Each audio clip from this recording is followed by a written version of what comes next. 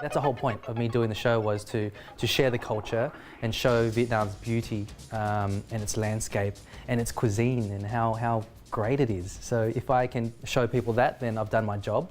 And the whole celebrity chef thing, I kind of cringe when I hear that word, because I don't see myself as that. I cook in a kitchen, I cook at home, and I can cook in front of a camera. And that's what I do. I just can't wait to crunch into that little baby. All right. I went to France because I'm researching another cookbook, my third book, which is about the French influence on Vietnamese food and cuisine and culture, I guess. The French colonised Vietnam for 100 years in the late 1800s. So they brought a lot of influence, a lot of herbs, a lot of spices, a lot of vegetables, and a lot of dishes to Vietnam. And I'm learning more and more and more about that. And I just wanted to have a better understanding of French cooking, cuisine and culture by going there. And I actually met a lot of my first cousins that I've never met before over there. And I was really interested to see what they're cooking today, what Vietnamese food they're cooking by living in France for the last 40 years. So if you look at the French influence in the 1800s till now, the evolution of Vietnamese cuisine, and then going to France and seeing what Vietnamese people are cooking in France. For me, it was this great journey. Typical French cuisine is, for me, essentially it's quite a lot of butter, a lot of cream, it's quite heavy, whereas Vietnamese cuisine is, or Asian cuisine is quite opposite to that. It's quite light and aromatic. But Australia has kind of managed to get those two and make it their own cuisine. So you do have your heavier dishes, you have the influence of spices and fresh herbs from Asia, and that's what modern Australian is today, I think. It's grabbing the best of French, the best of Italian, and choosing some fresh, vibrant flavours of Asia. And that's Australian cooking these days, plus the premium produce that we have in this country as well.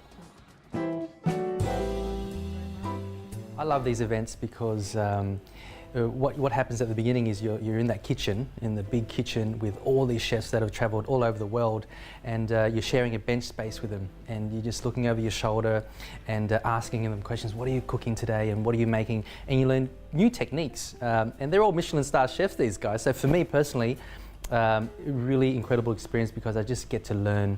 And what I find quite amazing as well is that they ask me questions and try my food, and they're like, fantastic. So it's really good. What I cooked today was a comfort dish for me. It's something that I've been eating since I was a kid, something that I've been cooking since I was a kid, and it makes me feel nice, warm, cozy and loved.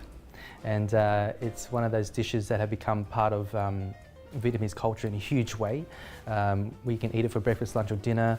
We always cook it for our close friends and family. It's found all through Vietnam, and it's something that you find in any city you go to, and it's all varied. Everyone's got their own recipe, everyone's got their own little secret techniques and little ingredients that they add. So I think it's really important to show people that pho is essential to our cuisine, and it's simple to make. When I started Red Lantern, I had a lot of recipes that were age-old recipes that were passed down from family to family, generation to generation.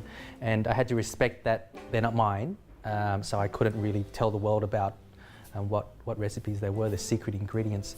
But it came a time where you need to share that. You need to teach your apprentice chefs and people who want to learn. So for me, I'm like, okay, I'm over that stage now. For me, it's like travel, show what Vietnamese cuisine is to everyone that wants to learn. I was like giving their family recipe for that so they can take it home and cook it themselves.